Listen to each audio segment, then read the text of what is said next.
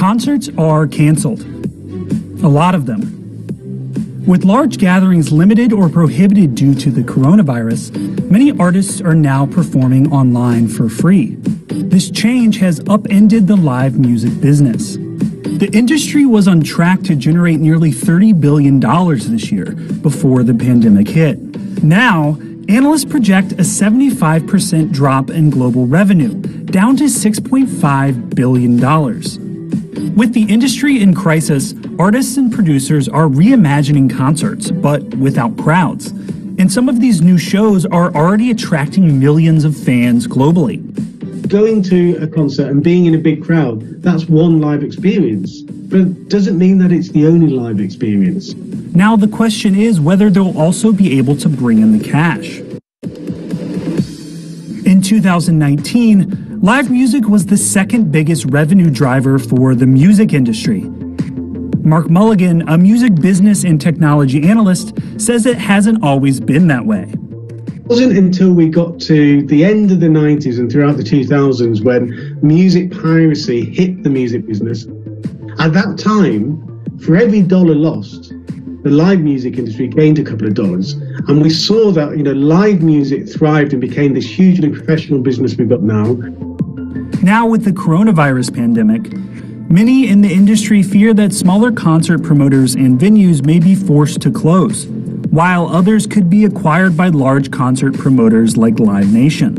We saw a complete hit on the revenues of the big live companies, but also crucially, music artists have spent years seeing live music as a main source of income, and that just stopped. And it's a change which is probably going to take up to 3 years for us to fully recover from. With much of the world still on pause, artists and promoters are getting creative.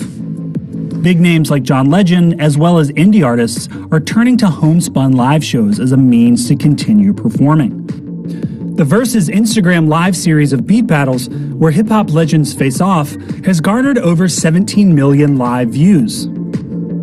But it's not replacing concerts as a source of revenue. The vast majority of live streamed events and virtual events as a whole at the moment are free. And that is something that needs to be fixed because artists need the income. They can't afford what used to be their main income source to become a free product in its digital domain. One way the industry is selling tickets right now is through drive-in concerts. These shows have started popping up around the world, in Denmark, Germany, Croatia, South Korea, and in the United States. They're providing a way for fans to see artists in person from the safety of their cars. But tickets for these shows aren't running cheap.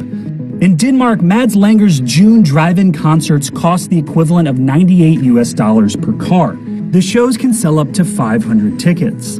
Even with social distancing measures in place, something as safe as a drive-in, you've still got a question of what does it do to the live experience itself? We will see a realignment of what live music is worth to consumers and therefore a realignment of what you can charge for different types of events. The pandemic has fueled other innovations like multiplayer video game concerts. On April 23rd, more than 12 million Fortnite players attended Travis Scott's 10-minute virtual performance, the game's biggest event ever. Instead of selling traditional tickets, their production sold merchandise, and fans could buy in-game upgrades. Fortnite's developer, Epic Games, didn't confirm whether the event was profitable or not. Shortly after the concert, they launched a new feature called Party Royale, where users can virtually hang out and listen to live sets with artists like Steve Aoki, Dylan Francis, and deadmau5. Within the next year or two, not in the distant future, we're going to see a lot more in-game concerts. Some of the record labels are already hiring people to be able to actually program their artists into games. The record labels are going to be seeing it as a revenue source where they can start licensing the performances of their artists, much in the same way as they license music to streaming services. Mulligan says these alternative performances can become a lucrative avenue for the music industry, even after the pandemic subsides and live in-person concerts fully return. We've got brands sponsoring some live streams. We've got some artists charging. At the moment, it's nearly all free, but we'll see the emergence of more paid options. Live streaming is going to be the thing that people do most. Games might be the one that generates the most engagement and the most revenue, though. Analysts say that this is a moment where rapid innovation is leading the industry into a new era. We'll have virtual music concert booking agents. We might have agencies just there to make avatars for artists to appear in games.